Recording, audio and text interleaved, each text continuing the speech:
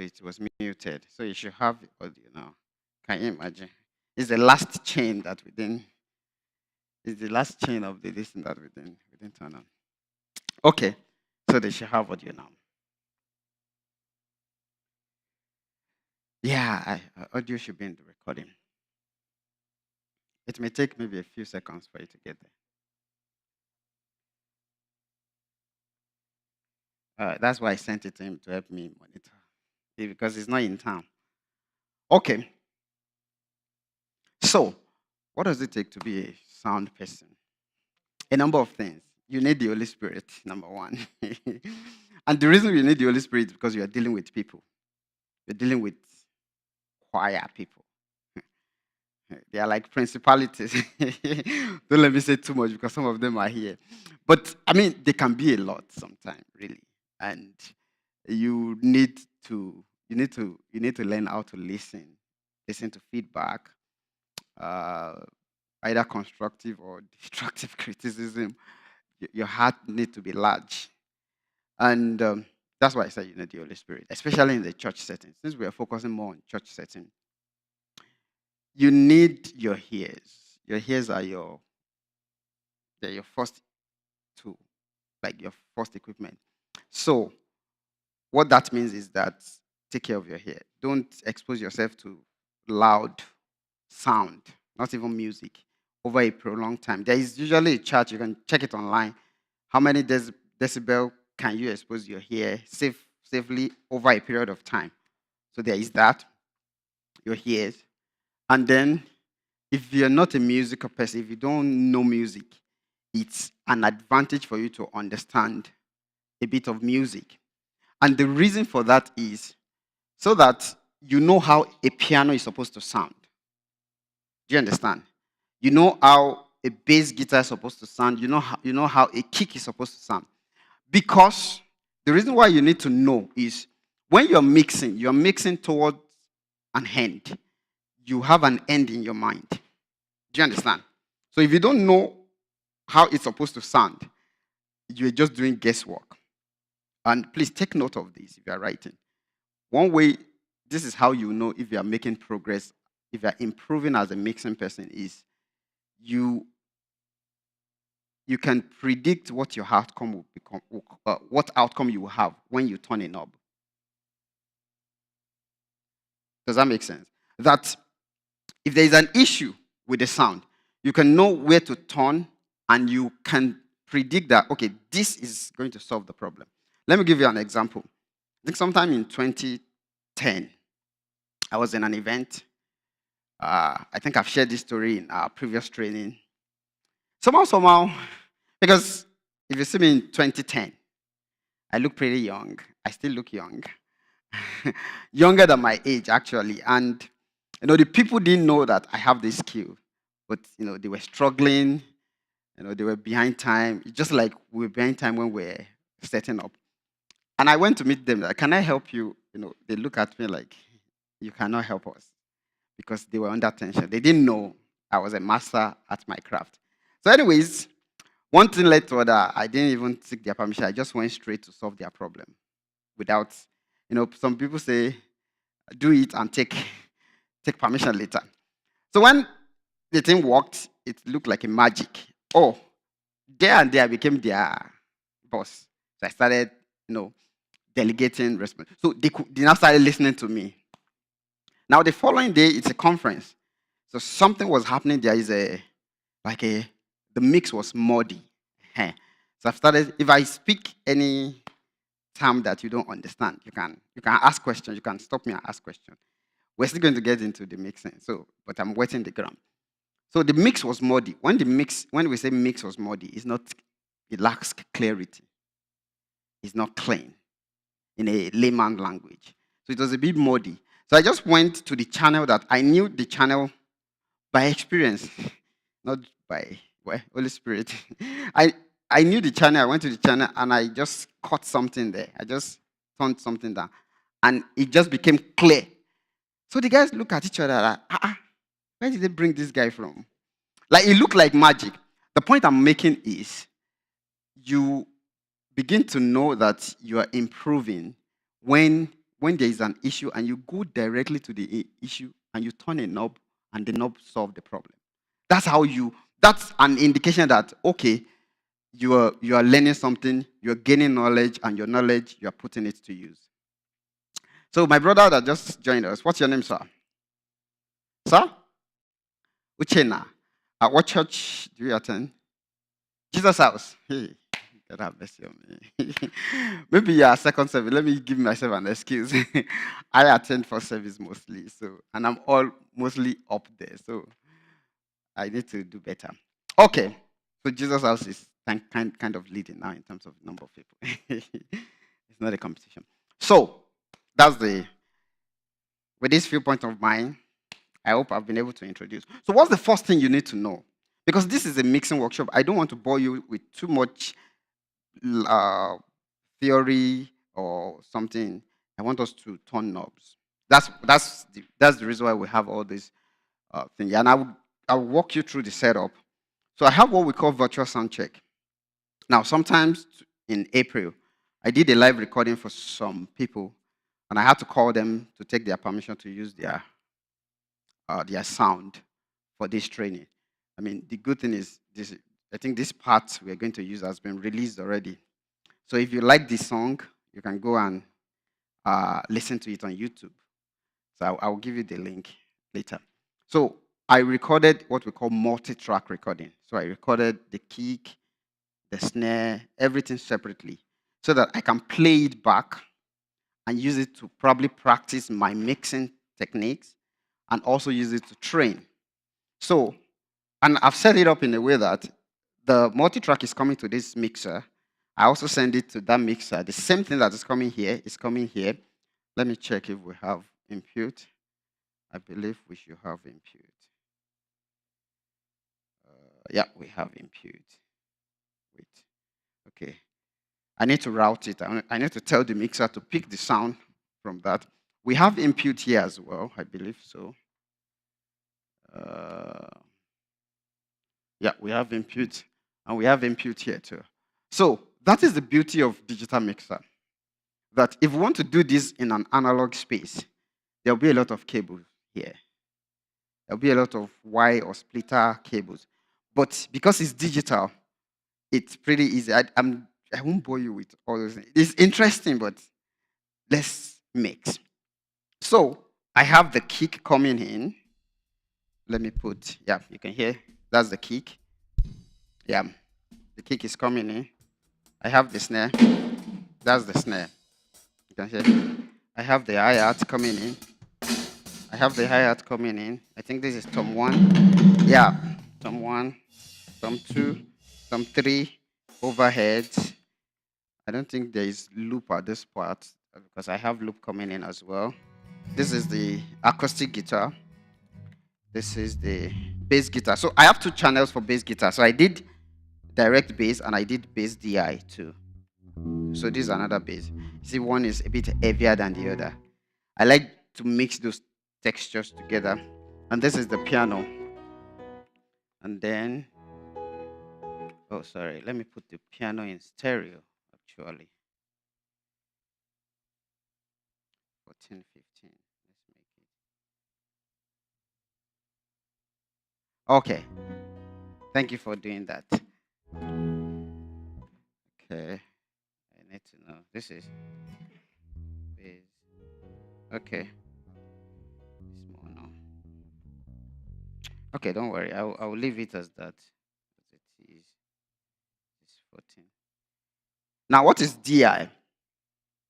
Somebody just called me out on that. DI is a device. Do I have one here? Where's my backpack? Let me see if I have one here.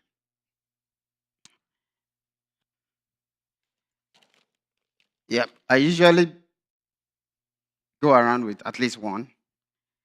This is a DI. If you've seen something like this, it's called a direct input box.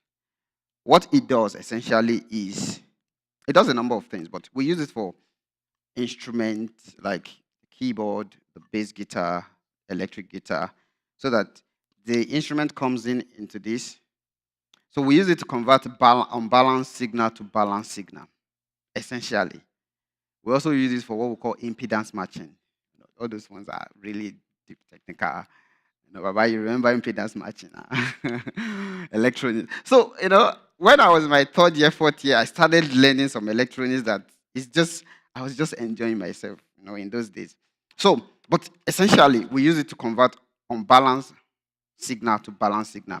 That is what's coming out from out of your bass guitar, electric guitar, keyboard. They are generally unbalanced. They come from a jack, a TS cable, and then this is XLR out. This is balanced. And so that you don't have humming sound, ground sound, or interference into your system. That's what a DI box is. So for bass guitar, you can connect your bass here and connect this into the mixer or stage box directly using a DI. You can also connect it using the bass amp. There's also a bass amp that people connect bass directly to that. Some people call it combo, but generally we call it bass amp. And at the back of that bass amp too, some of them also have this XLR out that you can take signal out of too. So I did both for this recording. And the idea is just for me to have options, to be able to, when I'm mixing, it gives me at least robust bass hand that I can mix. Now, this is actually like one of the best live recording that I've done so far. One of it. I got really good signal, clean signal. So without turning any knob, just sending it directly into the mixer, I can mix this and it will make sense a little bit. I won't do too much processing. Now, what you're doing as a mixing person is also, okay, they're still fixing that, is also you're trying to make something that sounds good to sound better. Now, this is very important point that we need to make. What did I say? Something that sounds good to sound better. So what about something that sounds bad? Unfortunately, you're not a magician. So the point I'm trying to make is that when you're mixing, one of the first things we pay attention to is the source. So the Bible says if the foundation be destroyed, what can the righteous do? So if your source is bad, because you are not a magician, you might not be able to make what is bad good. But if the source is good, you have a better chance at making what is good better. Do you understand? Like, for example, the person that is singing off key, you can't help the person. There's nothing you can do. It doesn't matter how much of auto-tune you have and pitch correction you have on your board.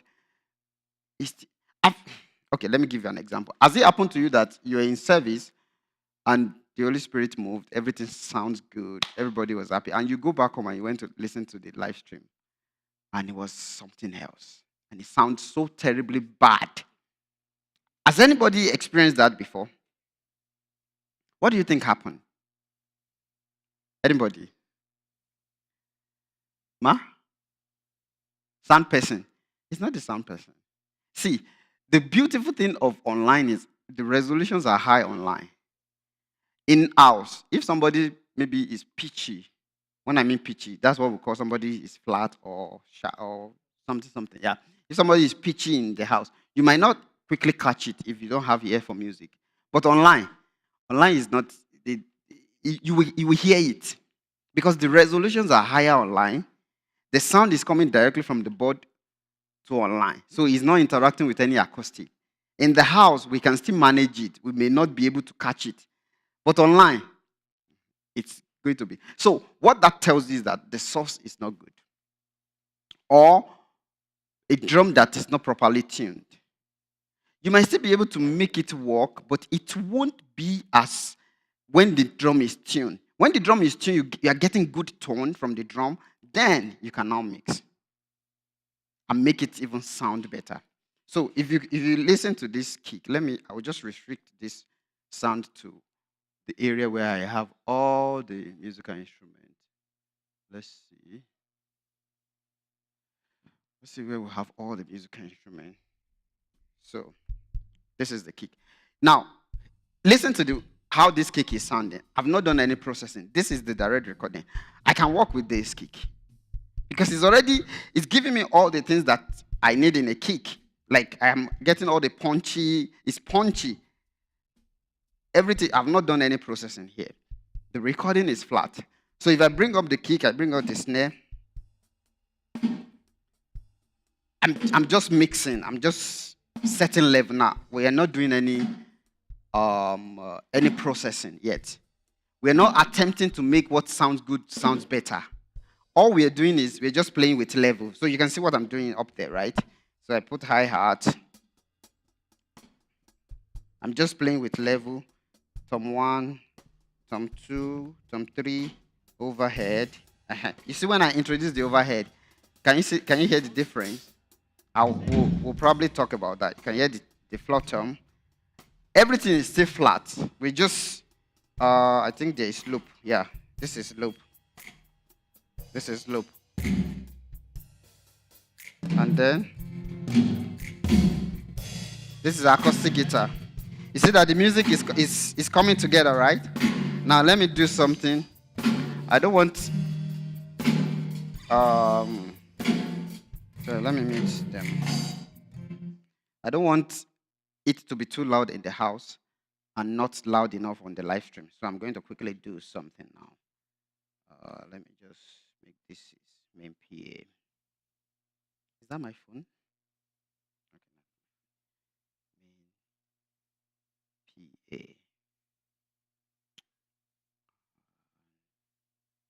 So far, so good. Is it looking like this is going to be a good use of your time today? Oh, okay. I believe so too. So come with me. And okay, everything is flat. Main PA, send it here. And then, so I'll route it. Don't you can see what I'm doing, so don't worry about that. It's just look at it as if I'm doing magic, but I'm not doing magic. It's source. Okay, it's coming from matrix, MPA. Right. Okay. So should have something now coming in. Yeah. So I don't want it to be too loud in the house, so I can control the house. And this is the broadcast. Yeah. So this is bass D high. So you can hear me? Oh, okay, don't worry. I know what to do. Let me mute this first. Or let me stop it first. Okay, where's my channel again? Yeah, this is my channel. Check, check, check. So I will send this also directly. Okay, how's it now? It's better now, right? You can hear me now. Okay. Yeah. See, if you know what to do, you will have fun. You see, I'm just all over the place, just doing my thing. It's fun, really. Anytime I'm behind the board, I and I now have the opportunity of mixing for solid band. It will just be like, leave me here, just be bringing food. We can do this uh, for a long time. Okay, so let's go back. Now I think we can hear me well now. I believe the people online too should be able to hear me. Check, check. Okay. I don't know why this microphone looks like it's cutting. Is it battery? I think the battery should be fine. So those are the things you need to. Yeah, RF looks good. Battery looks good. So, all right. Let's get back to mixing. So, oh yes, battery can mess up your show. Now, because I do sound in the church. I also do sound elsewhere. Anywhere you need sound, I'm your guy. So when I use the word show or geek, I'm also still talking about church or outside. Yeah, yes.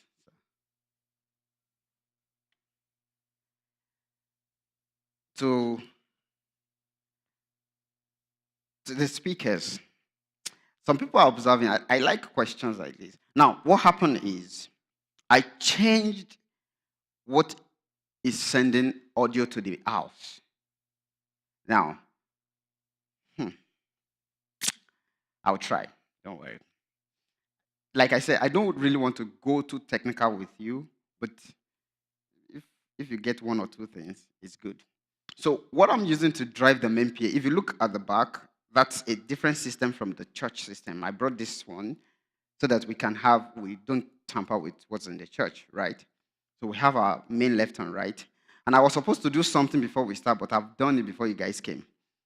I did what we call room EQ. I EQ the speaker to the room so that the speaker will sound nice compared to if I don't do it. And I did some processing so that I EQ the room to the speaker so that, okay, with and without, yes, we can. But actually, as it is now, I think since I've changed the output, it has changed it. But I don't want to spend time on that. It's a mixing workshop, so I really want us to mix. Do you understand? Maybe we'll organize some of that. And like I said, feel free to contact me from your church. We help churches to solve audio problems. So I would have loved to answer your question, but let me just attempt. So what I did is, we have the main. Now, this mixer is amazing that it has 4 main outputs. Like main left and right, it has 4 of those. So out of the 4, I just picked one, and I connected my main PA. This is my main PA, main speaker, to this main output. Now, out of this same main output, I now took what we call a matrix. Now, what a matrix does is, I think this mixer has 8 matrices, like 8 stereo, left and right, 8 matrices. So what it means is that out of this main, I can split down my main into those matrices so that I don't necessarily need to do a separate mix for other outputs. So the main mix I have done, I split it into the matrices. So one of the matrices is what I use for broadcast, which is this, the one that is going for live stream. So I now decided that, I want to be able to control my house independently. So I now change this from the main to another matrix. Do you understand? So the main is still there. So it's the main that is supplying both broadcast and my house now. Now I have 2 faders to adjust them. If I want to reduce the broadcast, I can reduce it independent of the house. If I want to increase or reduce the house, I can do that like this. You can see. I think this is delay, right? Is it delay? No, it's not delay. Okay, good. So you can see that it gives me more flexibility. Now, one thing you also want to do as a sound engineer is flexibility. That is why most times when I recommend mixers for churches, this is one of my go-to mixers because the processing power is high, the flexibility, you can do a lot with this mixer. Do you understand? That's the same thing we have here. So does that answer your question? Okay. So let's go back to mixing. Now, the reason why the audio now changed, the level change was because I've changed the output. So I had to boost my microphone in the house separately. So you see that I'm able to, where is it? Select it, send it directly to the house. Do you understand? It's still on the main PA, but because I want more volume, I was able to do that. I did the same thing for broadcast so that my microphone will be louder than whatever is playing online too. So that's just what we did. So let's play our music again. So you can hear the bass. If I want more bass, I'll put the DI. And then the piano. This is piano left, piano right. Now, tell me something. If we're able to achieve this in a normal church setting, don't you think we'll be We've not done any processing. The processing you are seeing on the screen is this microphone. So if I select any other channel, you can see everything is flat, everything is blank. That's why I told you that this is like one of my best recording that I've done so far. I think I should also do something. So I will do something also now. That instead of turning this off so that you can hear me louder than this, I will do something. I'll put all the things I'm mixing, I'll put them in a DCA. So with a DCA, I can control their volume. I can bring them up and down. So I will just put all the channels in a DCA. Now, it's so interesting that I'm able to do this. Yep. So now if I play something now, you won't hear anything because the DCA is down. DCA is a digital control amplifier. We use it also to control level. So, you see now. So if I want to talk, I want you guys to hear me, I'll just pull this down. You see, can you see the flexibility that this has availed us? So, and another point I need to quickly make is, if you have tools and you don't know how to use them, it's as good as you don't have them, right? But if you have tools and you know how to use them, you'll be like a magician. I know it looks, you guys are just looking at me like, this guy is just performing wonder. I'm not performing wonder. I just, the tools are there. I know how to use them, and I'm using them. So if I want you to hear the music back, I'll bring it up. I just thought of this on the fly now that I can actually do this instead of stopping the music. Do you understand? Now, let me see. I want to show where the audio is, where I can, because we've not gotten to the vocals. And believe you me, this is a major debate in the audio world. What do you think is the most important part of your mix?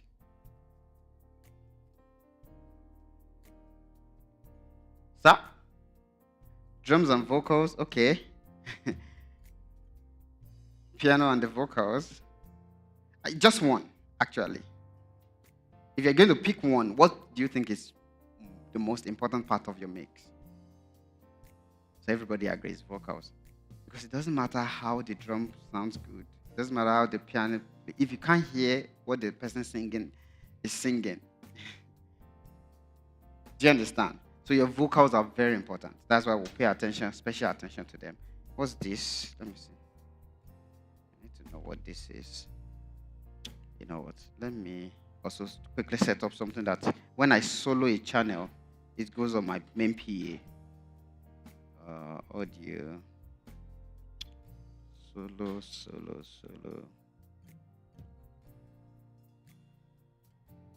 Yeah, it's supposed to be main one. Yeah, main one. I think there's something I need to activate.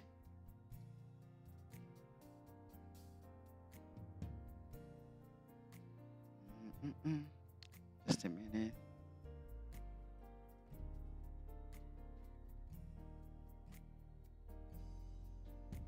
Okay. Just measuring.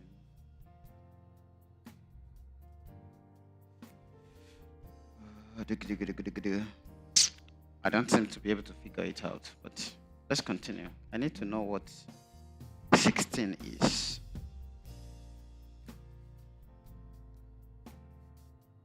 Okay, that's pad. Yeah, this is pad. You can hear the pad, right?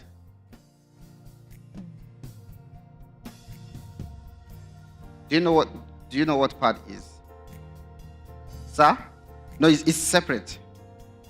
How many people know what a pad is? Okay. Pad. So let me show you what a pad is. Can you hear it now? That's a pad. So what pad does is it gives you, it creates atmosphere in your sound. Do you understand? So you see that is there. No, it's different. This is a loop. This is a loop. Yes, sir. No, sometimes it's part of the piano. What people do these days now, like this recording, is that they get it from an app on an iPad. So we just track it separately as another input. Do you understand? So you can see that it's just sustained, it's just there. And then by the time I release everything, you need to listen for it. Do you understand? To know that it's there. Now, one other thing as a sound person, because this is mixing workshop, that's why I'm doing all these things. One other thing you need to pay attention also is to be able to listen critically. There's what we call critical listening. That in a mix, you can listen for how the bass sound. In a mix, you can hear the kick and listen for it. Now, another thing that many people fall into, I'm going to stop talking by 1 o'clock. So we have 1 more hour to do the mixing. And then from 1 to 2, we'll all mix. Who doesn't have a group? You don't have a group? You don't have a group, right? Yeah, just note yourself. We'll put you in a group. What was I saying? I was saying something. Critical listening, yeah. Some people are following. Yeah, so you need to be able to listen in a mix. How should your lead vocal sound relative to the BGVs? We're going to also do that now. So let's go to the lead vocal now. BGVs are the background vocals, or what we call backups in our various churches.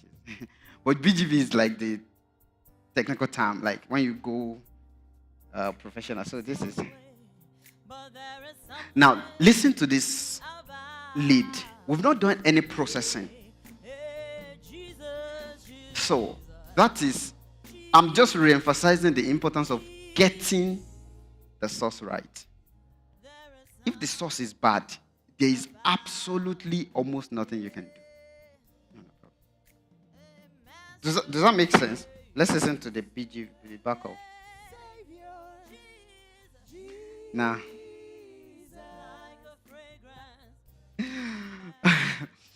how many of us saw a post? There was a post flying around. If you're in the sound world, you will see it. Do you know the post I'm talking about? You know the. Okay. If you don't know, the Lord give you understanding. So we'll deal with whatever you hear that doesn't sound nice. So what we're doing now is leveling. We're just balancing the levels. So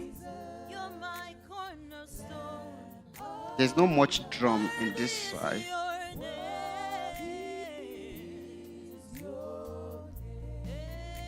Yeah. You can hear the bass. So all the components are there now, right? It's coming together.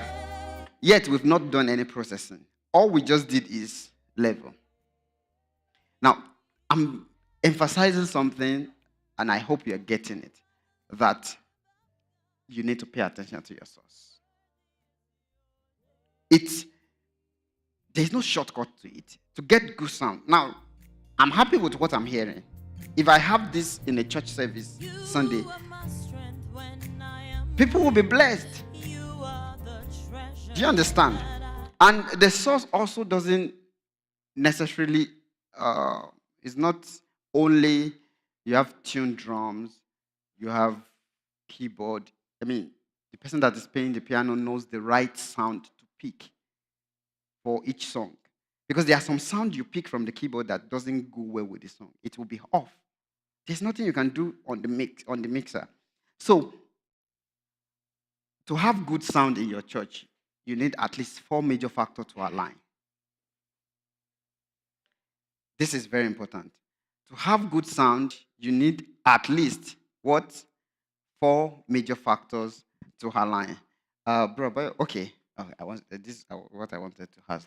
That are we sure? Yeah, I just saw it that it's at the corner.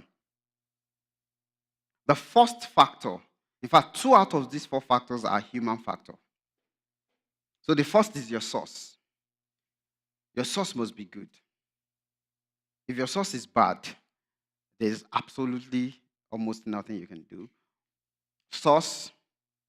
The next one that is closer, that is human factor, is your technical know-how. That's the person handling the sound, the person mixing, the person connecting the speakers, positioning of speakers. You know, there is what we call speaker placement. Speaker placement also can ruin your show.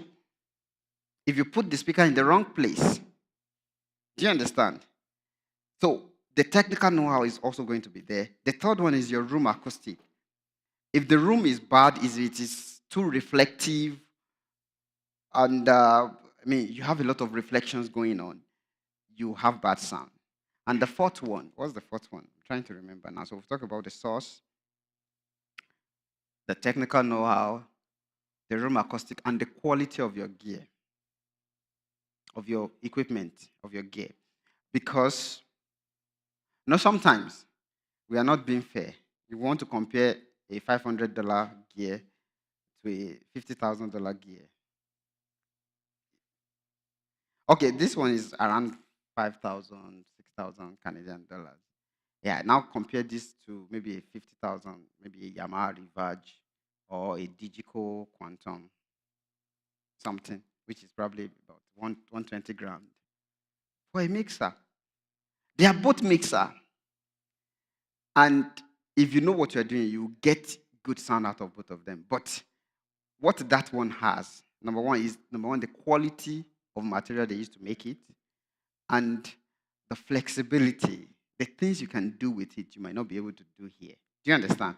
So you'll be wondering, is it not to mix? Sometimes it's more than to mix. All right. So we've noted those four. So, and we've seen at least 2 out of those 4 play out. Actually, even 3 of 3. The only thing we don't have is the acoustic, but we have the acoustic in the house, and you can hear how it sounds. How many people can feel this song? The bass. How is the lead vocal? It's good. So we will do something to the BGVs. Don't worry. The BGVs are not there, to be sincere. And if you are part of the BGV and you are listening online, we are not. We are not. It's just what it is now. Because this is for educational purposes. You've seen some of the things I'm talking about in real time now, right? And the good thing about virtual sound check is we don't need the band to come. We have the band recorded already. So, any questions so far? What we just did, this is mixing 101.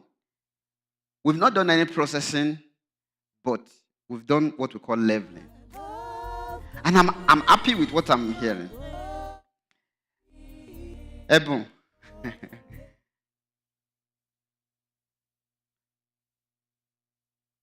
I'm trying to understand the question. Virtual sound check is if I'm using this to do a sound check. When we want to have an event or you want to have a show, you have the band to come to do sound check, right? They will come physically. But in cases where you don't have them on ground yet, and you still want to get some work done, if I have this, and I'm able to do this, when the band comes to do sound check, I won't do much work because I've already gotten the mix to a point. So I just need their input to now tweak and just fine-tune a few things. So it will make your sound check faster. Do you understand? And the good thing about virtual sound check, again, is that you can, if you have a mixer at home, you have this, you can use it to practice your mixing. Do you understand? So you use it to sharpen so you can sit down and just say, I'm going to mix this lead vocal today. And you turn different knobs, you see how they affect the sound. And you're like, okay, if I do this, this would do it like this. This come practice. Remember, I've been doing this for almost 20 years. So there are some times that I don't even need to be physically in the church. I just need to show me the board. Once I see the board, I know what the problem is. I went to a church. I won't mention the name. The person has begged me, please don't mention our church name. When I saw the EQ, they said, sound is not coming from this channel. I said, there's no way sound can come out of the channel. Let me show you. Let me give you an example of what the EQ looks like. Let me see if I can. Yeah. They have something like this. Okay, yeah. Record. I think they have something like this. On a channel. Do you know what this means? Nothing is going to pass through. So if the signal is coming, because this is the signal flow, the signal is flowing from top like this. By the time it gets here, because you have cut out everything here, nothing is going to come out. So they were like, that channel is not working. I said, it cannot work. Because what is supposed to make it work, you've taken it out. This is a high pass filter, and you high pass everything out of the life of that. In some mixer, in these two mixer, you can't high pass past this place. That's another good thing about this mixer, that flexibility. You will see it. Maybe we'll bring the camera there when we show. So if you're fortunate to have that mixer, you'll still be fine, don't worry. Now, what we'll do is your mix, because I'm just looping back this session, it's just like a few sessions of it. So everybody will do a mix. Each group will do a mix. We'll record it on the flash drive. And when we are done, we'll come and play it back. And we'll listen to your mix. So we'll be the judge, right? We'll judge. So we'll still have 45 minutes to do some mixing. So any questions so far? Yeah. Okay. Yes.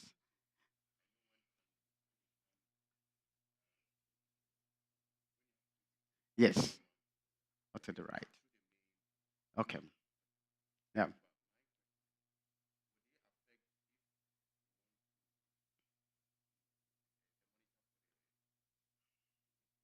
Okay. Will it affect the monitor panning?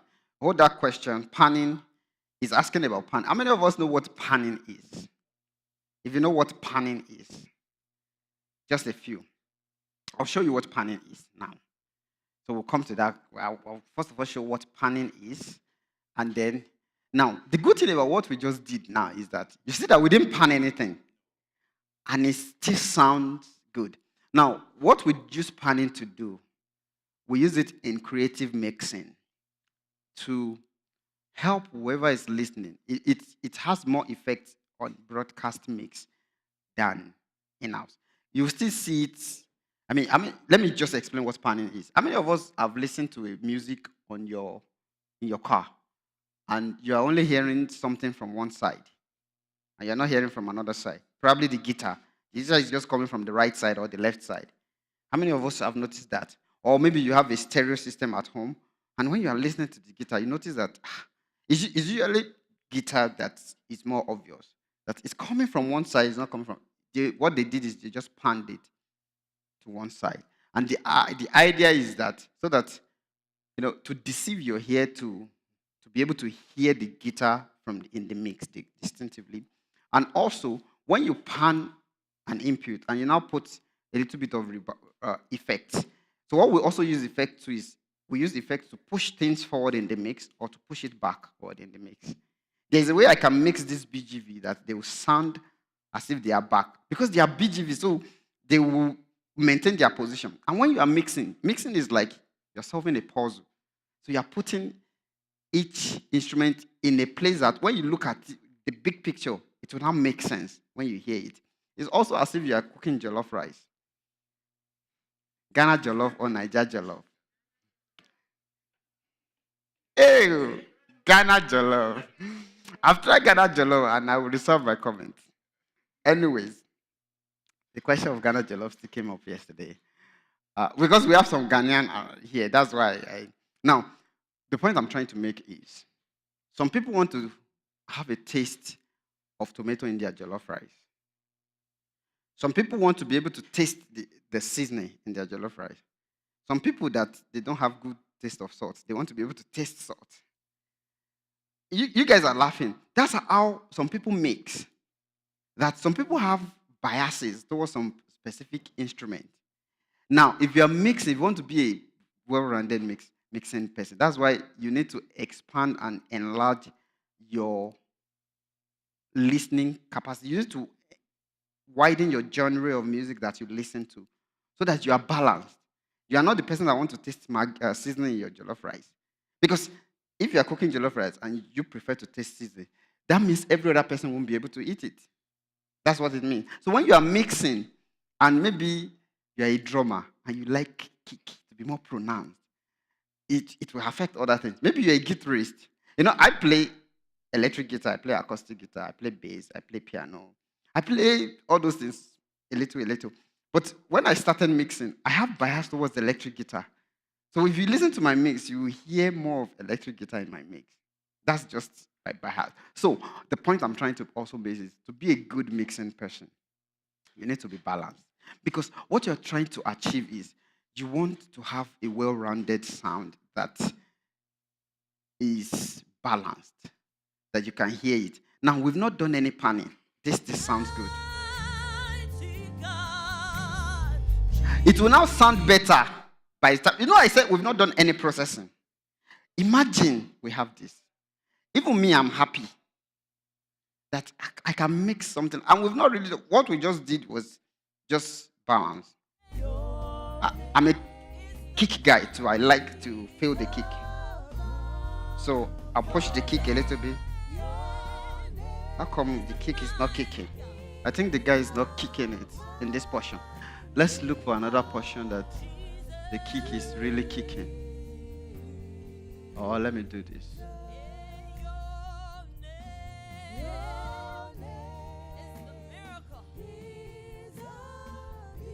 So, I think you have a question too.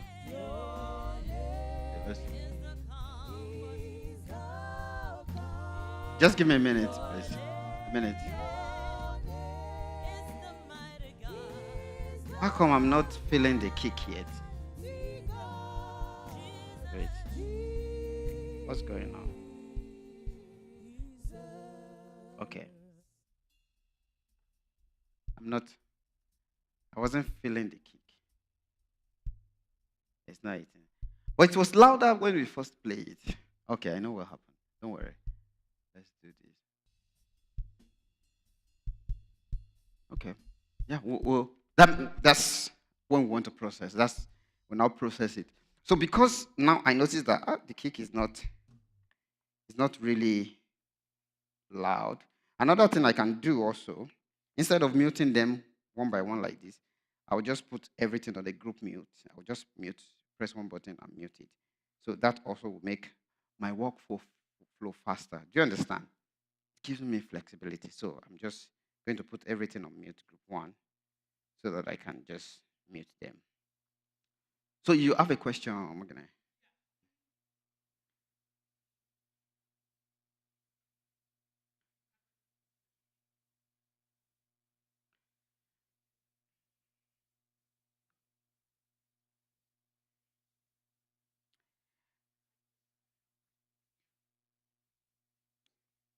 That's a very good question. It still comes back to taste, right? And what determines your taste is your exposure to good sound. That's why we've talked about your ears are your first equipment, right? Those are your tools. And then how much database of different genre of music have you listened to? I mean, if you listen to like a reggae now, what's the most prominent thing in reggae? The bass, drum, the kick drum, and what? Snare, krakaka. And there's even a small tom that we call reggae tom. There's also guitar, mwaka. Do you understand? So if you don't know how that genre sound, you may not be able to mix it to taste. R&B, piano, rap. If you're mixing a rap song, kick. We call it 808 kick. Do you understand? Like a contemporary worship song. Maybe Hillsong, for example. Piano, acoustic, right? They do a lot of acoustic. They do some drums too. Some room. You have to do a lot of room too. Here, I think we have some room mics. And I also want to show you the importance of having room mics, especially for broadcast. I don't think I have much of room mics here. Let me see if I can bring it up. Okay, yeah, I have something here. Yeah. Room mic, you won't believe how important or how good room mic is going to transform your broadcast. Just having 2 pair of room microphone and adding to your broadcast mix, it's going to change a lot of things. Okay, so I think we have everything muted if you want to mute. But there is something about so the kick is still there. It's not just, it has not.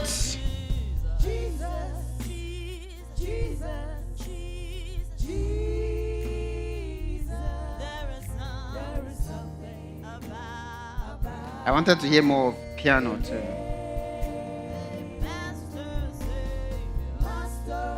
Now, let's go into the art of mixing. What we just did is also one part of mixing. We did level. We put different components at different level just to hear how they sound relative to each other. And we all agree that the sound good. The source is good. The source is good. Now, we can now take it another step further. Let's make what sounds good. Let's make it sound better. Now, this is what I will do. I'll save this. I'll save this. I'll save it as this is training level. Right? I'll save it. Okay, I don't have flash drive. Let me just level, save. So I can recall this. Do you understand? That's the beauty of digital board again. So what we just did now, I can recall it back and it will give me this. So all the processing we'll do, after the processing, I'll save it again as processed. So we'll now listen to both of them and we'll be able to judge that, okay, did this really work? Did it sound better? Do you understand? So usually when I'm mixing, I start with kick. But we've all agreed that the vocals are the most important component. But let's start with kick. Okay. So I'll bring everything down. Because I couldn't figure out the solo part, so I'll just... Now, the first thing you want to do when you're mixing is your gain. That's the first thing, that's the first point of contact with your mixer, your gain. So there's something we call gain structuring. When you're mixing, you want to structure your gain in a way that, number one, the signal is not too low to work with, and the signal is not too high that you will be getting to clip in. So you want to be, usually, can you see this? We want to stay within this -6 and -24 dB. So within that first part of the yellow part in your input. So this is the input part. So as it is now, this gain is good. Now, if you notice something, you notice that what we have here is trim, not gain. Can you see? Not gain. Gain. Ideally, we're supposed to have gain and trim. I will tell you why. Okay.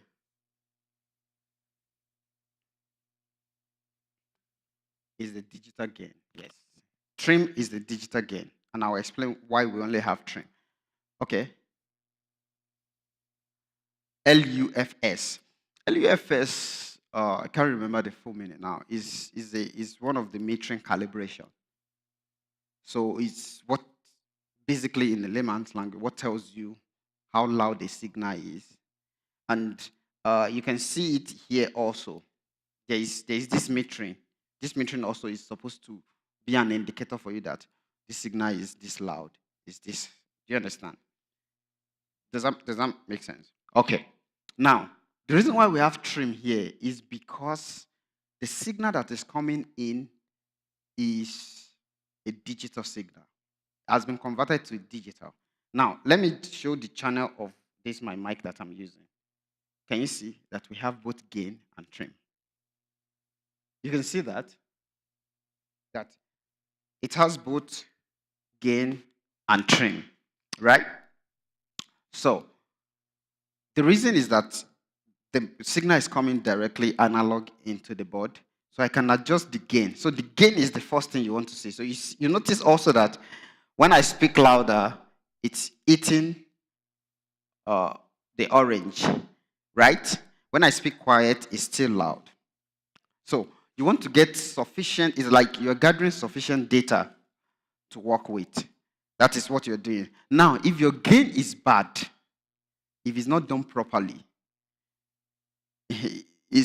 gain, apart from your source, the next important part in the chain is your gain. So we have to do gain structuring. So we've done that for the kick. So I put, if you notice, everything is on unity, 0. Because the kick is coming in good.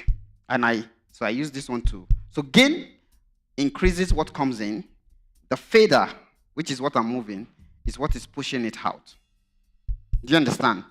Gain is for the input, increases what is coming in. So I think I like the way they kick the level now. Now, the next thing I want to do on my kick is the gate. Now, what is a gate? I won't be able to go into the nitty-gritty of all these things. What gate does, you will hear what it does now, once I activate it. Can anybody notice what it did? Listen.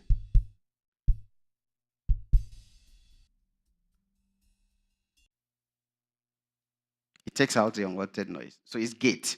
So anything below this threshold will not pass through. You can see that this red light is showing that it's because the guy is not breaking. Once the kick comes in, you see that it opens. So what we use gain to do is we use it to clean, just to clean up any unwanted sound. Now, without this gain, in our normal mix, this unwanted sound is part of it. And most of the channels on the drum, they have that unwanted sound. So, and in mixing, they accumulate. Do you understand? So, if all I did is just to clean up, not even doing some EQing, some crazy EQing, if I just use gain, there's another tool that I will also show you that. If I do proper gain, I use gate well, and I use what we call high pass filter, and I do proper leveling, it will be sweeter. Believe me. So as we're making progression, we'll be saving all the progress we make. We'll listen to the previous one. Now, you may not hear an obvious change, but if you listen critically, you know that this sounds different. This sounds more refined. It's like 16 karat gold and 18 karat gold, right? You know, the karat is the level of purity. Question. How do I know? That's a very good question. Now, let's listen to it. Wait to set our gate. Now,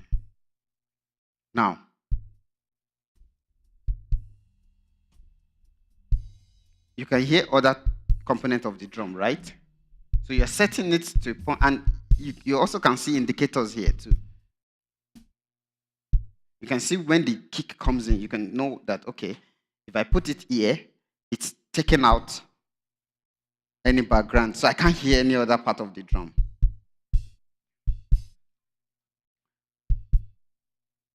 Yes. Not to hide that, it cut off the main sound. Yes. Welcome, sir. Does that make sense? So, we've done that. Now, there are some other things, there are some other time-dependent parameters here that we do. Because we're dealing with kick, I set my attack a bit fast, maybe medium low, and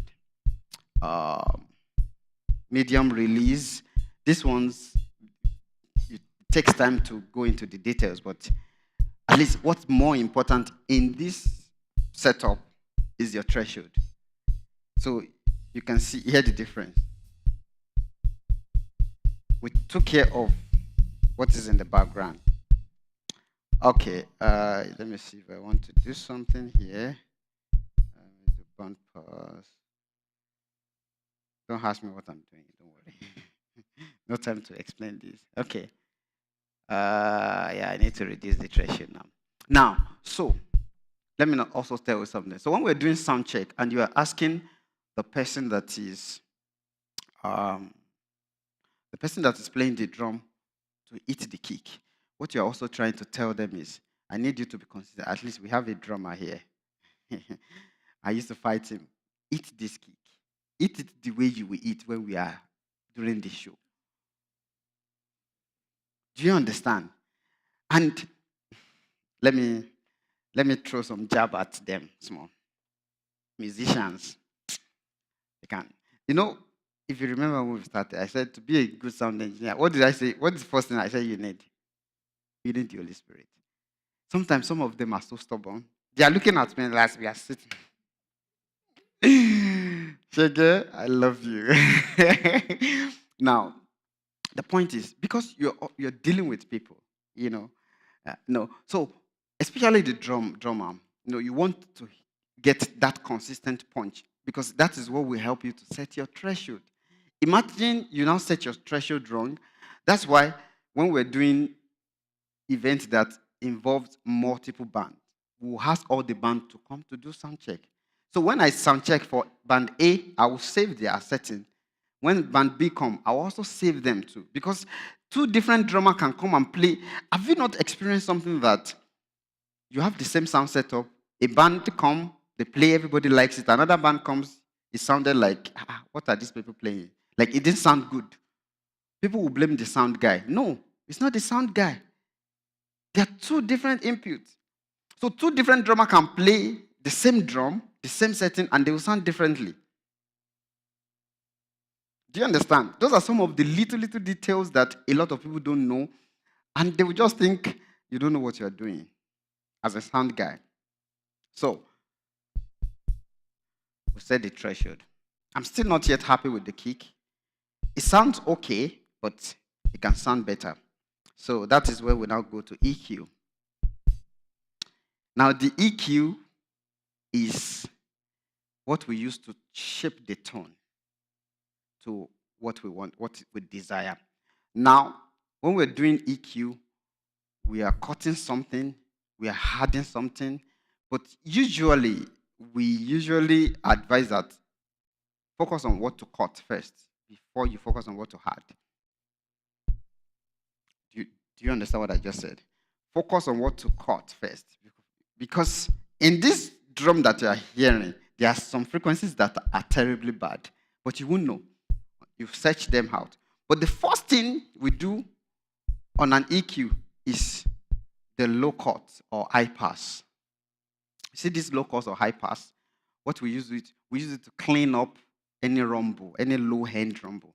When I say low end, do you know what low end mean? Low end is the sub, is the low, is the bass. There are some sub bass that are not necessarily that we don't need. So you see that when I put this high pass here, you're not hearing the kick again. So if we open it up, we should hear. Can you see? See the effect of the low pass. Because the kick is essentially a low-end equipment. So I've taken the essence of the kick away. So what I normally set my low pass to about 30 Hz, just to take, because in the real sense, you don't even hear what 30 Hz sounds like. You can't perceive it. It's only some insects or so animals that can do that. So I will leave my high pass here. Now, so let's now begin to look for the bad frequency to take out. So this is what we'll do.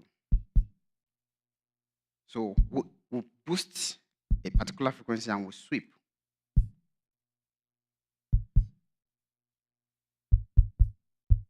This is the sub-low. You can hear the sub-low. I'm not going to take those, but there's something here that is not sounding, that I'm not liking. Let me take it out and see. You can see the difference. I don't think that's what I want to take out, but I'll come here. Usually, I go around 300 for a kick that is properly tuned. So, out, in. Which one do you prefer? Are you seeing what I'm doing? So I just took out a good portion of 300 hertz. These things are labeled. If you look at, you can see the number, but it's not very obvious on the TV. So let's look for another one that, yeah, this place also. I don't think I want it. So when I'm boosting, I'm looking for what doesn't sound good. Do you understand? So for example, when I boosted this one now, you can hear that sound.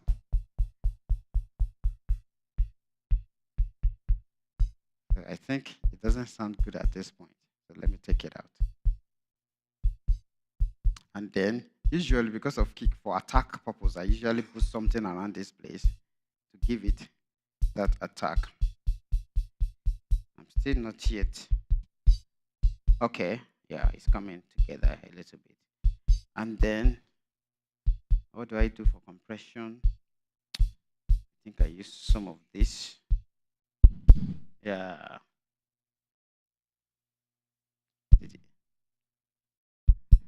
So I added some attack. I use Wave Design. I started using this recently, just to. So let's take. It comes with the board. So, but so that's one thing about this mixer.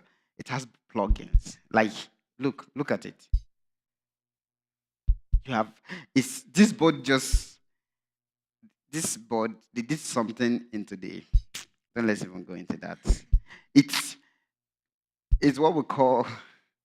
It's more than the money. Like the money, the dollar value on this board, with the value you're getting out of it is huge.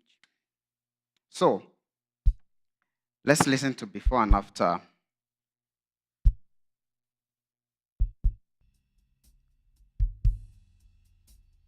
I actually like this. Now, something is happening here. The person that was playing the drum was not very consistent. If you notice, there was a punch he gave me that I heard the attack. Yeah. So that's now when you're doing live recording, you want to get a musician that's what differentiates musician from musicians, especially drummers. You get someone that will give you consistent tone. Because the way you hit the drum, the way you hit the kick, determines the tone. So if you're a musician here, one of the things I need you to take home is don't give your sound guy trouble. All right. Any question? So I think with the kick, we can manage that for now. The idea is not for the kick to sound good on its own. The idea is to sound good in the mix. So you can be tricked that I want my kick to sound this way. But when you now put it in the mix, let's see. It's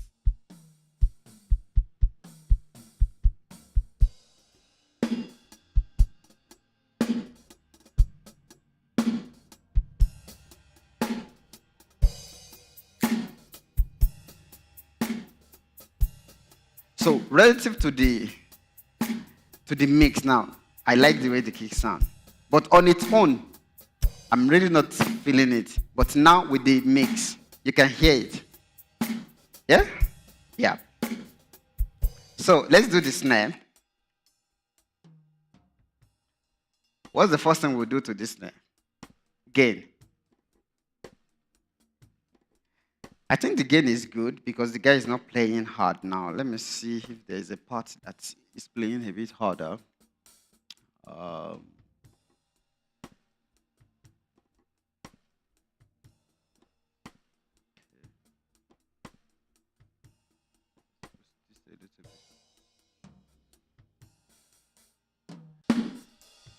So you can see on the snare too that you can see when it hits.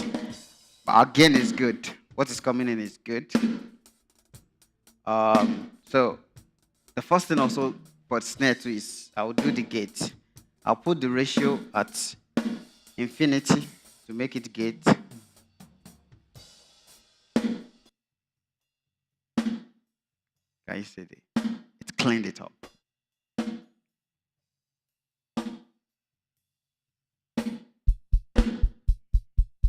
So kick and snare. So when we're doing sound check, when you say give me kick, kick, kick. So when I'm done with the kick, I'll say give me snare. I'll do snare. I will now play kick and snare together. Does it make sense? Okay. Yes. With the kick. It's possible. So that's why we're doing sound check. So you go back and tweak it. But like I said, remember, the goal is to make them sound good together, not sound good separately. Do you understand? Now, and what also determines your satisfaction? Who can remind? We've also your exposure to good sound. That two people can mix the drum and they will sound differently because they have different taste, different exposure. But eventually, we want to be able to hear the sound. We want to be able to say, "Oh, I can hear the kick. I can hear this. I can hear this." And one is not too loud. One is relatively uh, mixed properly. I have to call you back. So that's a good question. So we're still dealing with snare. So yeah. Now you can see that when he eat it well, it's coming through. But there are some eating that is not coming through. So you can also see when we say be consistent, when you are okay.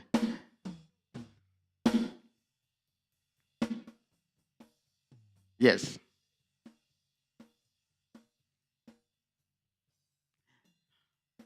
It most likely will cut it off. But there's also a way to do snare roll that it will give you. Do you understand? So it also depends on the situation, the kind of music you are mixing. Do you understand? So, but generally speaking, I'll just put it in a way that at least it will clean up something and it will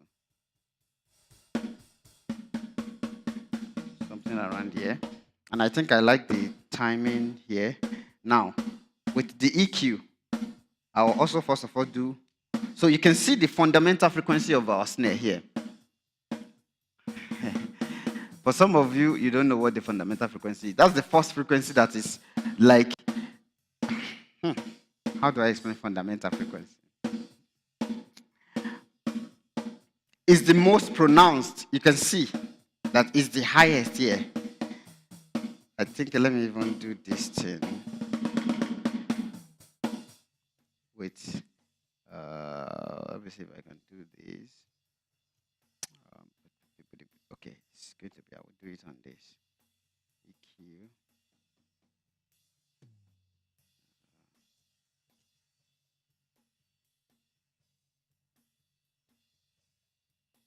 Yep. Yep. Okay. Yeah. I wanted the RTA, the real-time analyzer, to show on there. So you can see the fundamental frequency is around 220. And that's also how you will know when its snare is tuned properly, because there are tuners they used to tune snare to different frequencies. So we can see that the fundamental frequency of this snare is around 200. So that knowledge is also going to help us to EQ it properly, because the fundamental frequency carries the bulk of the weight of that sound. You can see in our RTA that the fundamental frequency, let me bring the sound back to where we have snare. Yeah. So you can see. And then after the fundamental frequency, you now have harmonics. That is the multiple of that fundamental frequency. So if we have 220 here, the next first harmonic will be 440. The next harmonic will be 880. Do you understand? So that also will influence how you mix your channel. If you are not a physics student, you might not really enjoy what I just said. But at least you can see, right? That fundamental frequency. Now, so because there's really nothing much happening within the low end, I can cut it out in the snare. Can we see that? So I can cut it up to here. And then the next thing we'll do is also go and look for what is bad. There are some frequencies that sound like plastic.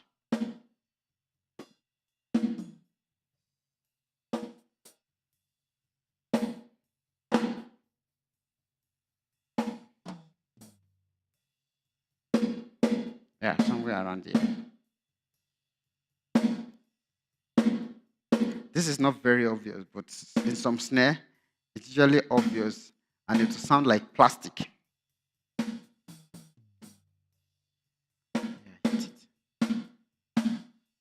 There's not much noticeable difference here, but I usually also boost somewhere around this fundamental frequency to give it much body, because you want your snare to have some body. Snare play now. Okay, Let me just go to where everything is complete. Uh-huh. Yeah. Sometimes I also put this. Can you see?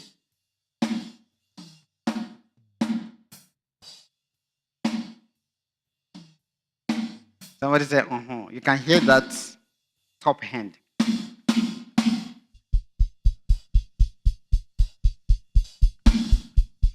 So I'm going to be a bit faster now. Now, this is sounding like snare now, right? Okay. Okay. Okay. So let's do hi-hat. Hi-hat doesn't really, I don't do much processing in hi-hat. I just put an I-pass on it. I don't even do gates for hi-hat. Because usually, most times, hi-hat, there's what we call close miking. They are usually mic closed. So they don't pick up too much surround sound. And if for anything, they are even the one that enter into other people's. So I just put a high pass there. I pass it very well. Although snare is coming in, let's see if we can put some.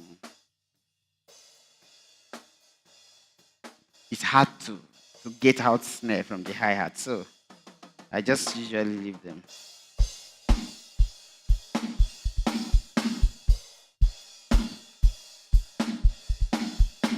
So I'm going to look for where the toms are so that we can mix the toms too. Sorry, excuse me. I have to pick this call.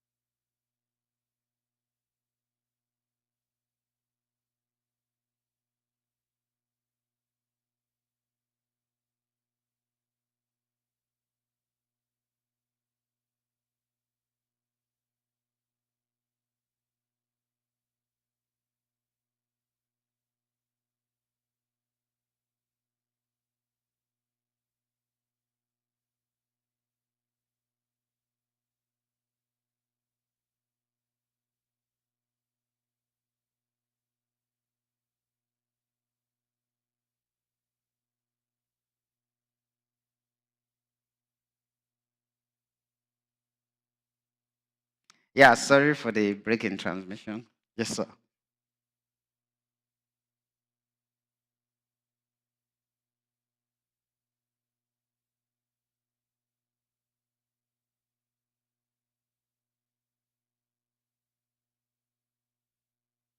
Just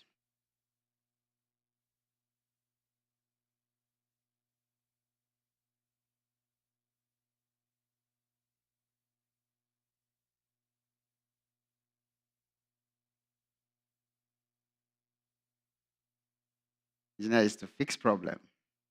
People look up to you.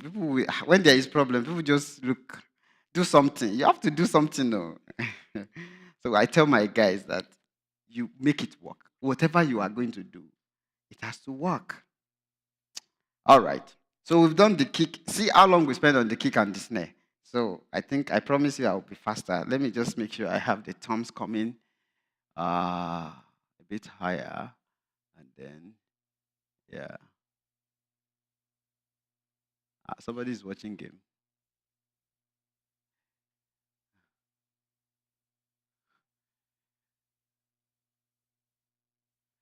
Sorry. Okay. This one.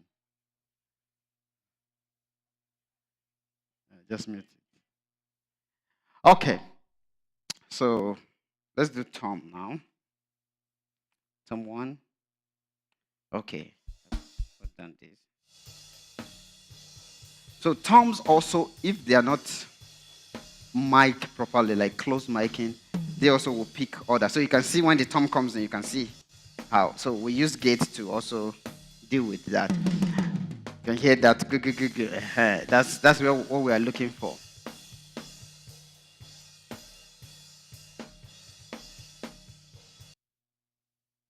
So you can see that I want to hear when the tom comes in to know if the gate is good.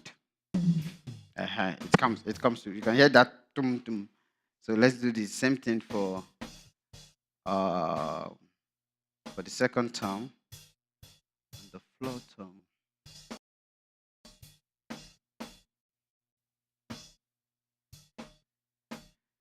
So the idea is still, if the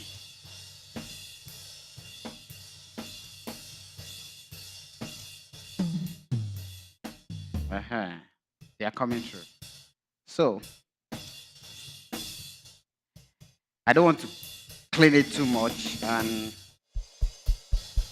I think this part of the music is a bit rough. I need somewhere that is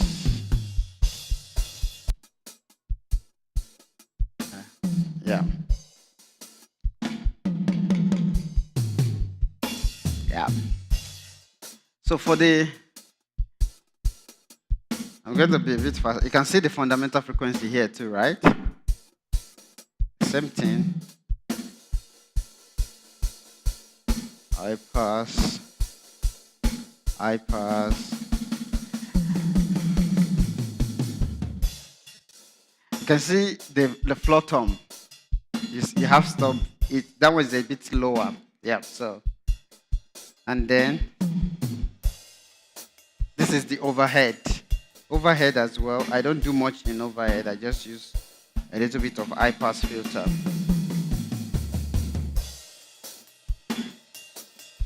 So, yeah. They are like the room of the drum. So they're supposed to capture everything in the drum, and if you have it mic'd properly, there is usually actually techniques to micing them. We usually try to make them equidistant to your snare of delay, and also we also do what we call, try that, uh, flipping, flipping of the channel. Um, how come I'm not having that flipping here? Probably because the signals are digital, and you want to check if things are in phase or out of phase. Because if some part of this drum is not in phase, if you are a physics student, you actually enjoy this part. What you're doing is wave. So if they're not in phase, there is tendency for them to cancel out.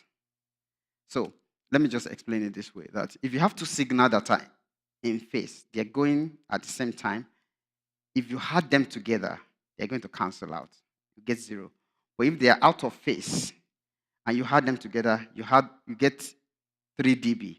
And this is the mathematics. Log 1 base 10 is what? How many of us remember? Log 1 base 10.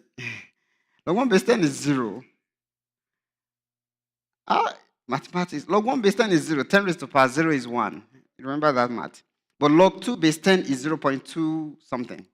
And log 3 base 10 is 0.3010. You can check it. Just type on Google, log 2 is equal to what? Now, the math is this. If we had two same signal together, let's say they are 0 dB. 0 dB means 1, Log 1 base 10 is 0, right? So that is 1. So if you had 1 and 1 together, 2. So log 2 base 10 is what? I think it's 0.3. So by the time you multiply that 0.3 by 10, you get 3. So if you had two 0 dB together, 0 dB in sound is equal to 3 dB. I just tried to explain the maths to you, don't worry. I told you I won't go too technical on you. Yeah, so I was trying to explain why we need sometimes to flip the signal, to flip the polarity. But I don't think we need that here now. So I think we have a relatively decent drum going on. Now let's make the acoustic. I actually like this acoustic too. It was recorded properly. But there's some frequency that I'm hearing. In acoustic, because it's acoustic, I can also put a gate on it, because sometimes acoustic also pick up, because it's acoustic guitar. So we won't do something aggressive. You can see where the acoustic guitar is. So yeah. And then what's more important is the high pass. You can see the fundamental frequency too of the acoustic. Now, because I don't want that low end in the acoustic, because we have bass. So you see that I cut it just a little bit here. Here's the difference. I just tamed that low mid part of it. You can hear that ooh, that's a bit like ooh sound. Let's see. If you want to add some brightness to it, you want to make it bright or something.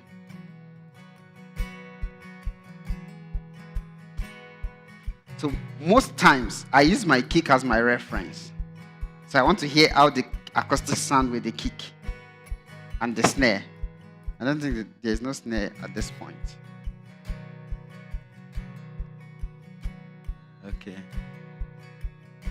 Let's put it here.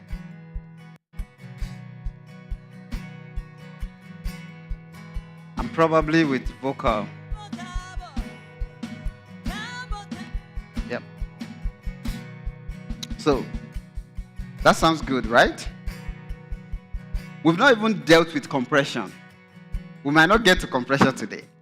But compression is also another sweet something to deal with. Okay. Now the guitar is no more consistent now. So let's reduce the threshold. Yes.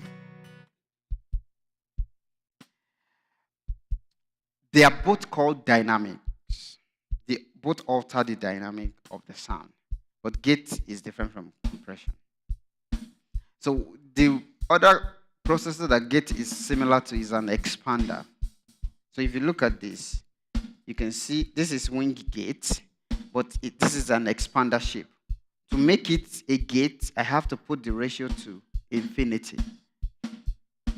Do you understand? And the one that is similar to compression is a limiter. So if you come and see the compression here, you can see the ratio is 3:1. If I make the ratio infinity, here they just use 100. I have made it a limiter. Can you see the difference now? So gate is to a limiter, and gate is the expander, compression is to limiter. Yeah, let me just check on these people to make sure that everything is working back.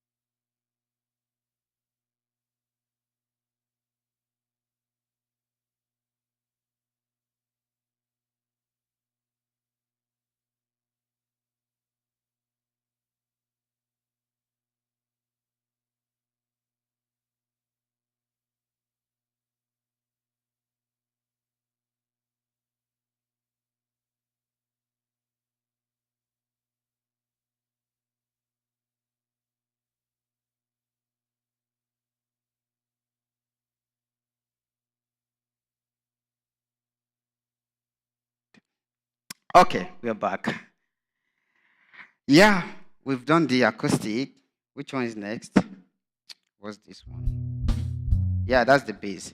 See, because the bass is actually good, there's really nothing. Wait, which one should we use? This is a bit lower compared to this. And the one with the DI, I think this is the bass DI. The first one. So, no, it's the same bass. So I tracked one DI and one as the bass amp. Okay, the first one is bass amp. Yes. No, not the mic. So the bass amp head also has a line out. Yeah. So I took the line out from the bass head and also DI it. So in an ideal world, they are supposed to be canceling out as I increase them because they are the same signal. So that's why I think I will look for, yeah, this is my invert. This is one. This is the other one. You see, when I added them, it increased, right? It just gives me, like, I have something to blend. I think the battery of this thing is actually going. Let me. Anybody from here? Daniel, please, can you go upstairs? Help me with battery. Yeah. I think the battery is going. Yeah. I may not even do any processing on the bass because I actually like the way it's sounding already. And also, you want to also check your bass with your, although this one is a little bit woozy, like the low end. So, you see? So I just tame that fundamental part.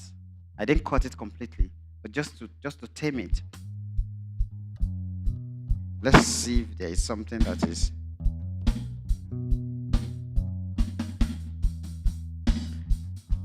This really, there's no, I'm not hearing any difference, so I won't do anything about it. Okay, thank you. So let me change the battery.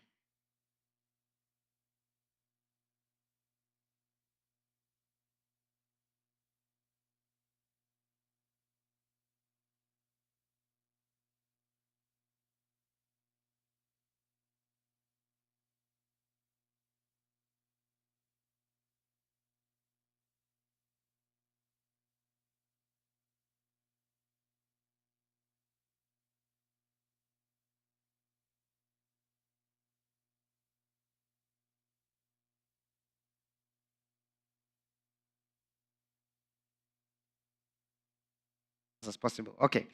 Anson is coming. Anson's coming. I'll have to walk some of you through, but it's pretty the same, similar. Like if you understand the principle. So we have the bass.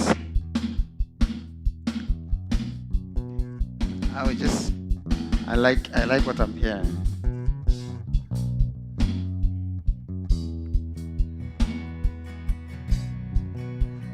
So you hear that. So if I want to do this acoustic, I'm going to pan it a little to left. Because there is acoustic, there is electric. So I'll pan electric to the right. So you can see the panning. Just a little.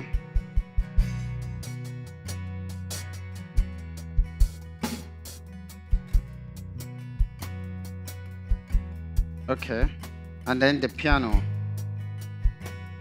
I want to listen to the piano alone. The piano is 2-channel. Usually, I'll put it in stereo. But the way I set it up, I can't do stereo here, so I'll just do the 2.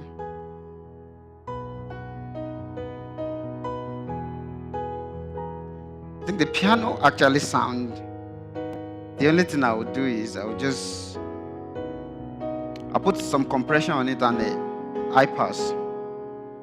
The reason why I'm doing high pass also is I don't need too much of low end on the piano because there is bass. Bass will take, do you understand? So if you put too much low, they will now be clashing at that point. And you want to create space. So what you're doing in mixing, especially with EQ, is you're trying to create space for each instrument to find expression. So that when everybody comes together, everybody has. Yeah, if there is no bass, I can open the low end up a little bit more. Do you understand? So we'll do the same thing to this. And I'll put some compression on it. Just to help with dynamics.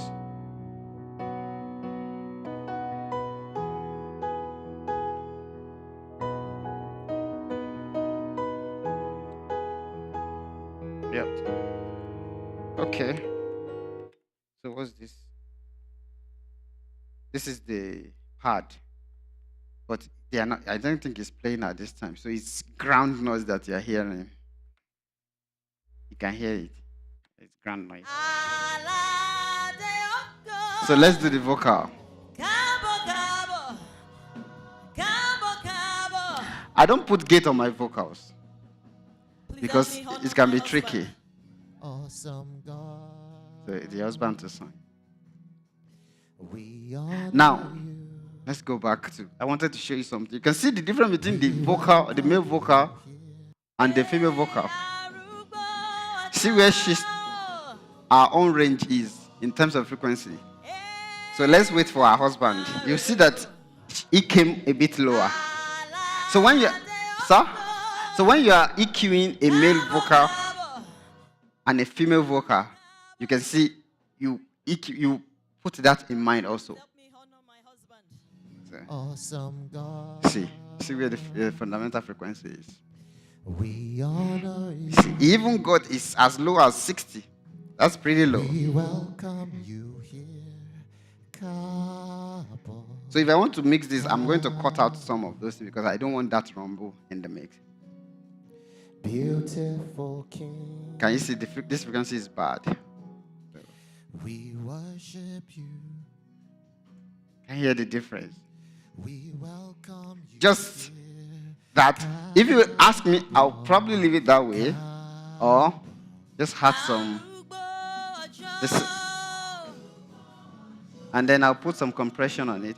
What I'm doing, I'm just doing something pretty simple that you can take back to your church and apply it, and it will make a lot of difference. Because the truth is, the way I will mix, if I really want to mix, it's going to be different. But I want to set up the mixer so that all the volunteers will be able to do stuff. Because I can scatter this place now. And you're just wondering, like, what am I doing? But simple. Sometimes just make it simple and, So let's look at the BGVs too. Don't laugh. People should be nice. You guys be nice. Okay. I'm just trying to put it where we have. I mean, if you are blessed with solid background vocal, you don't know what God has done for you in this life. That's when are they coming? Okay, they're coming. So I'll just do the same set.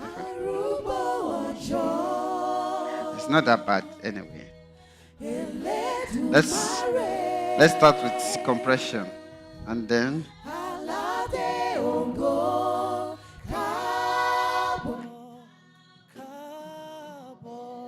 usually for vocals, it's usually mid that.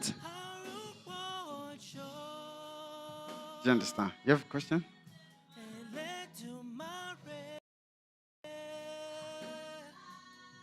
Yeah. I'll first of all EQ them first. So sometimes I also send them to a group to do what we call parallel processing. So I'll send each one, and I'll also send them to a group and do a more aggressive compression on them, and then I'll blend that to my each channel on the main mix. And so that gives me a little bit of flexibility, so I can have a heavy compressed vocals. The same thing with drums too. I do that with drums. Heavy compressed drums, and I'll blend it also together. But we won't be able to do that again because we. But is making sense, right? We are making progress. Okay. That you are hearing from the second one is from the low hand. We'll take the low hand out. I'll just do the same EQ to them and similar compression.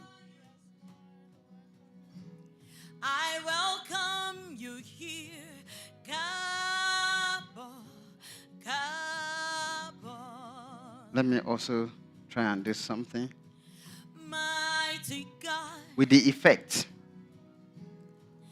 I honor you. Let's do pray or post. Let's do pray. I welcome you here, Cabo. Let's put a play through verse. Cabo, arúgbó ọjọ́. Arúgbó ọjọ́. Elédùmarè. Aládé ògo. Can you hear the effect?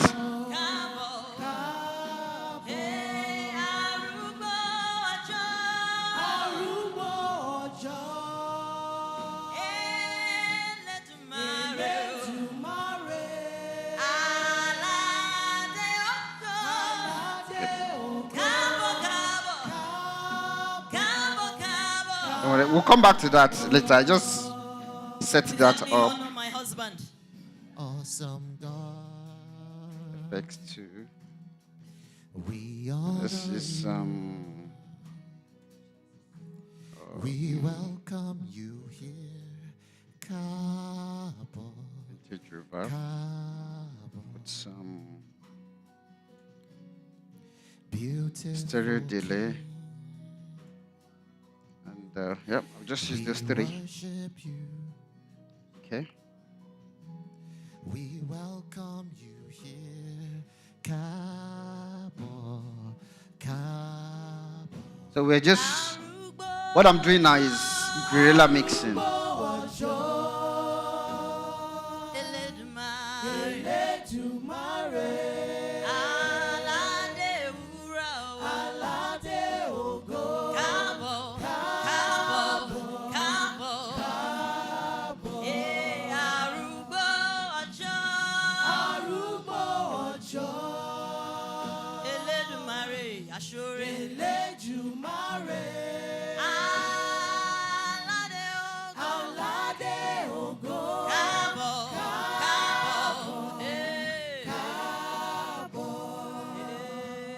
Did you notice any difference? You see that they sound more together while we do some processing. You go back again.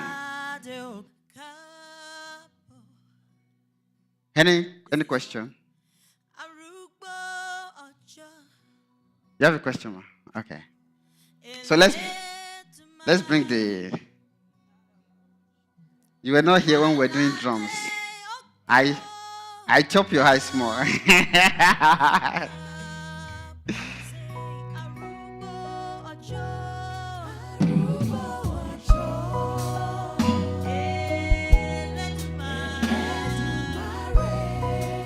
What do you think?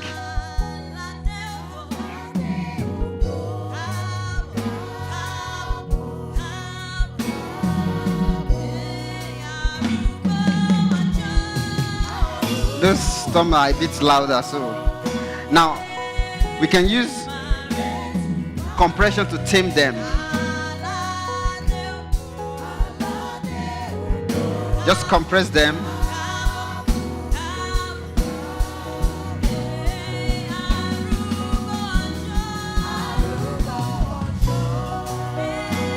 You notice that they are not as aggressive as before. Okay. Yeah. Fatter. When we're doing it, it was a bit fat, but let's look at it now.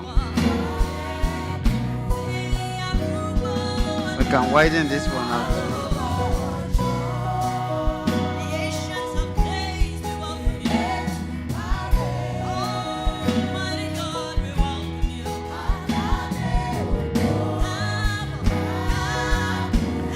And then I will do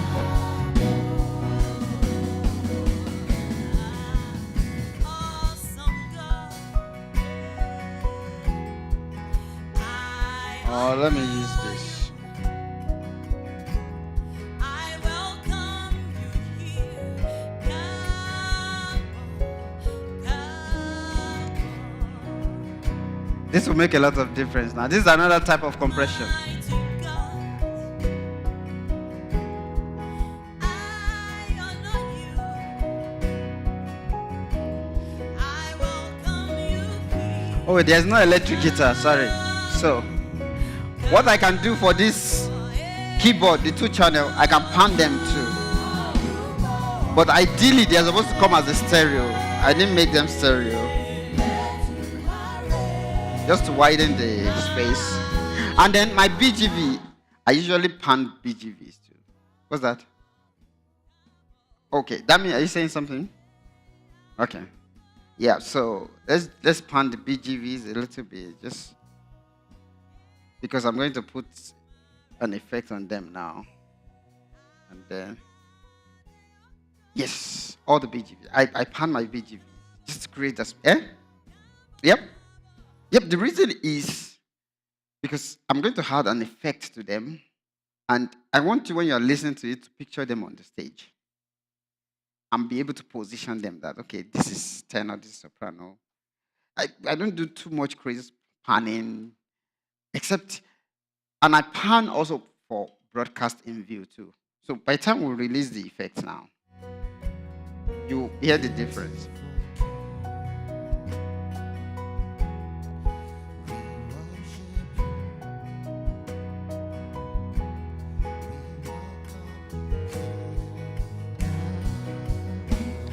The instruments are a bit loud now. You can hear the effect. Now, for the lead, I won't put too much effect because I don't want that to sound back. But the BGVs, you see, I push them a little bit back in the mix.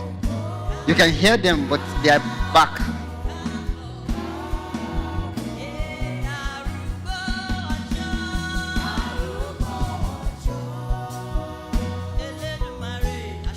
So you see that the lead vocal doesn't have much reverb. It's still there. The reason is I don't want her to be back. I want her to be in your face. So I push back a little bit on reverb on the lead, but the BGVs I put more reverb for them, and then.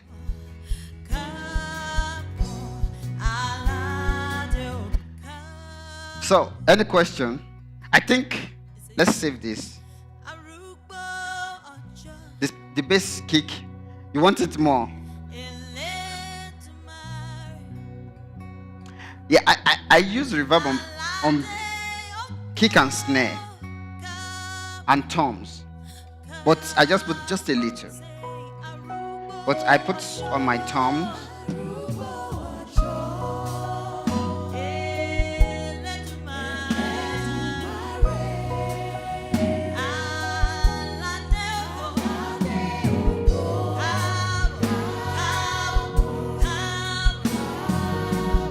So let's save this.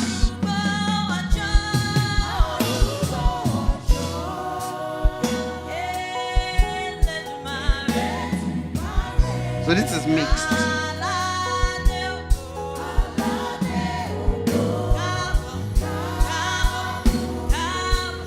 Listen to the difference.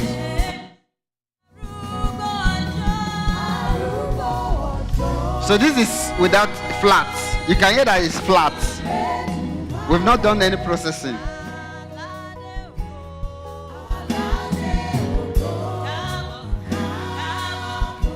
So you can hear the difference. It shows that okay, we've done some processing, we've done some tweaking, and it sounds better. So we made what sounded good. You know, when we now played the other one, it's now sounding like it sounds somewhere. That's relative. That's the law of relativity for you. Because when we listened to it initially, it actually sounded good. But because you've listened to a processed one, you're not like, this one.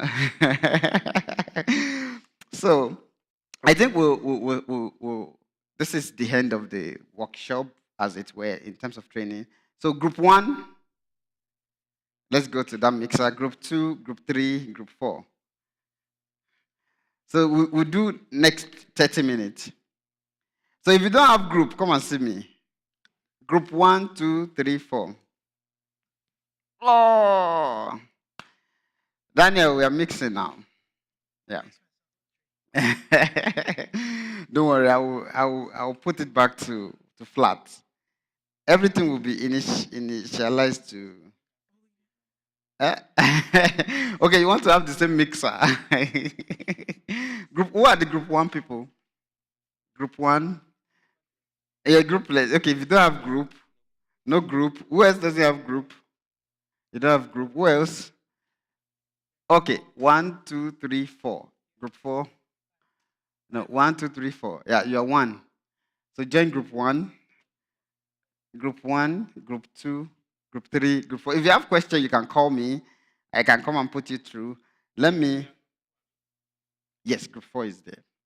Yeah. Yeah, it's the small guy. You guys are having signal on everything. Everything's coming, right? This is group 2. You can see the signals are coming. So your first is the kick. You're not going to hear what you're mixing. I forgot I will ask you guys to bring headphone. But let me see if I can get headphone. I have one headphone here. I could have brought more. So you'll be mixing with. You have your own. Yeah, bring it. Does it have big mouth? There is one here. So who is going to be the group head? Select a group head among you, and then you'll be brainstorming. If you have questions, you call me. I can come and help you. But whatever you mix, we'll record it, and then. So this is one headphone. It's bringing one. Maybe let me drop this for group 2. I can get one from upstairs for group 3, and then whoever is doing here can use the PA as their mix. We'll just reduce it, the level, and I'll get one more headphone for you. Okay. Daniel, how do you want to do this session? Let me move this away. Okay. Just give me a minute. I'll bring headphone.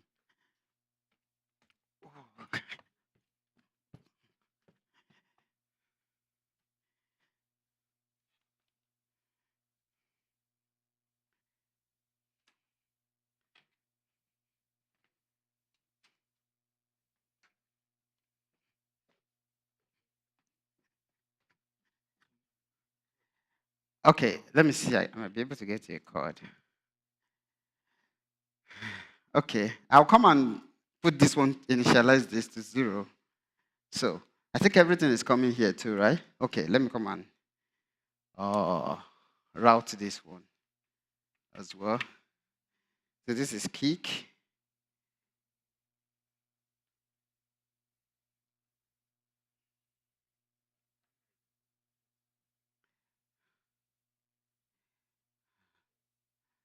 So 1, 2, 4, 5, 6. Yeah. 2, 3, 4, 5, 6. No, 1. This is 1. It's 1, 2, 3,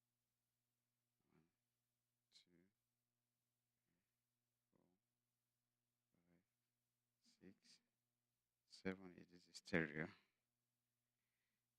9, 10, 11. No, just 12, 13, 14, 15, 16, 17, 18, 19, 20, 21. So who's calling me? Okay. I hope that's not sorry, excuse me. Um, wanted to-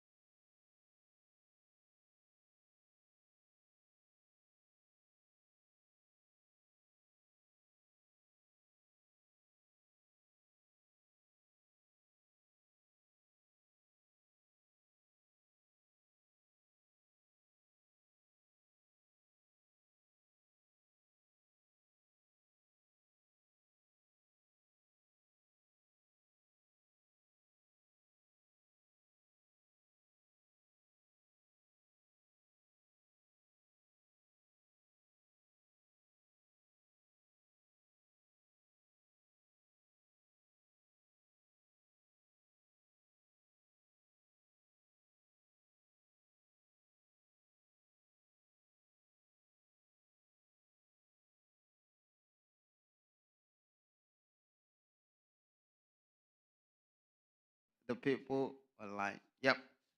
Okay. Yeah, because I changed the setting of this. Yep. Check, check. Okay. Time up. All the mixing engineer. No, come on, sit down.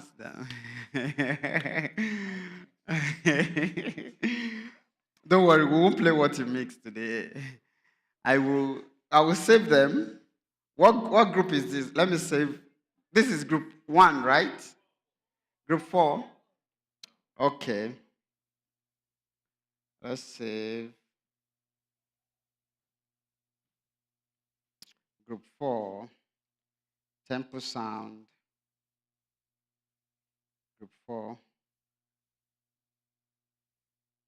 Group 4. Save. And this is group 3, right? This is group 3. Let's listen to group 3.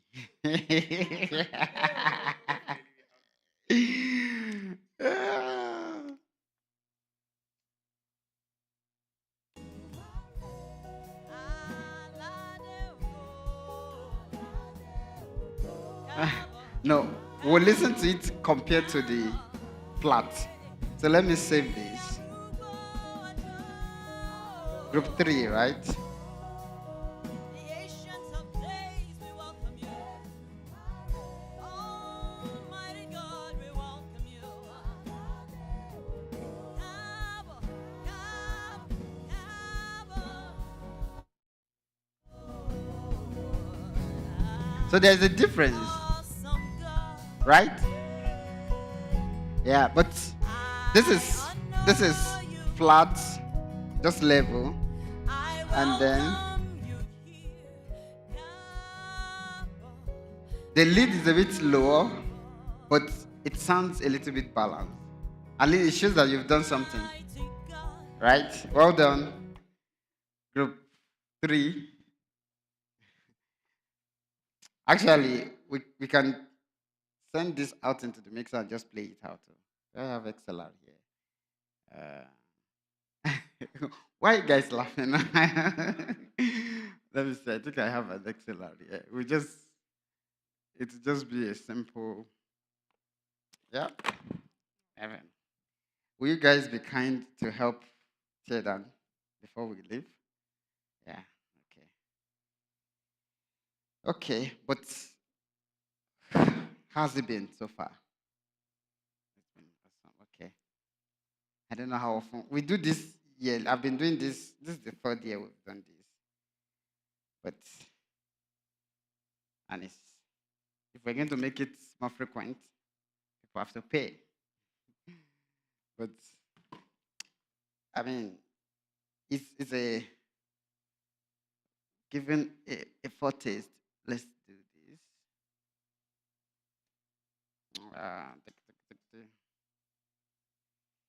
And one thing also I didn't had is we do procurements too. We help churches buy equipment and stuff. You know what I mean?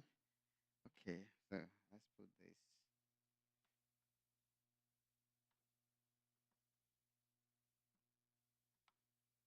Okay. I don't think since did you do any panning here? No panning, right? Okay. So I mean left and right. So I should have it. So I should have it. Local input 8. Yes, I have it. So let's listen to group.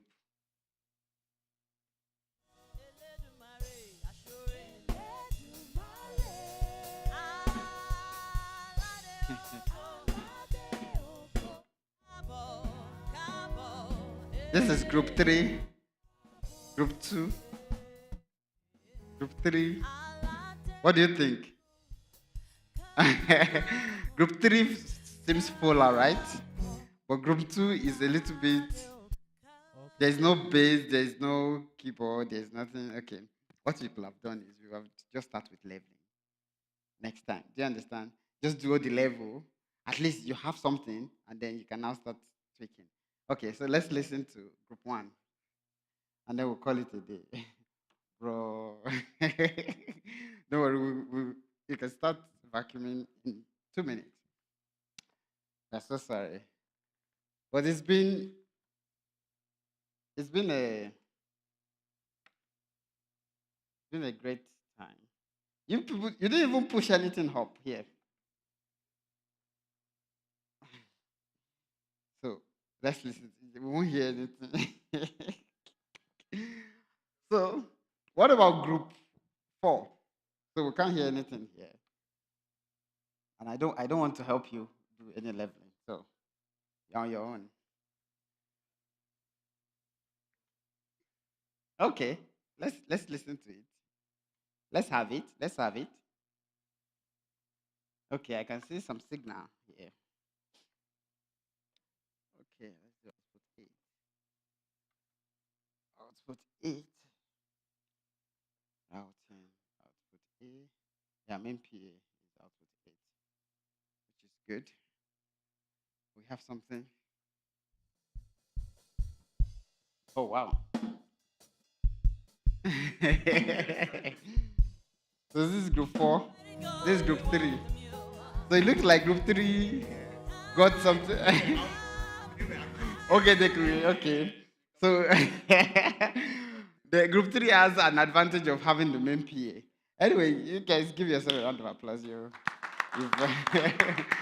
was a good experience. All right.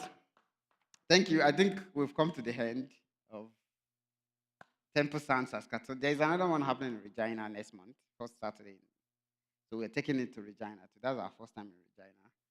I'm sure people are going to come out for, and we'll have this for mixer as well. We do use the same template. And if you need, you can go ahead, sir. Yeah.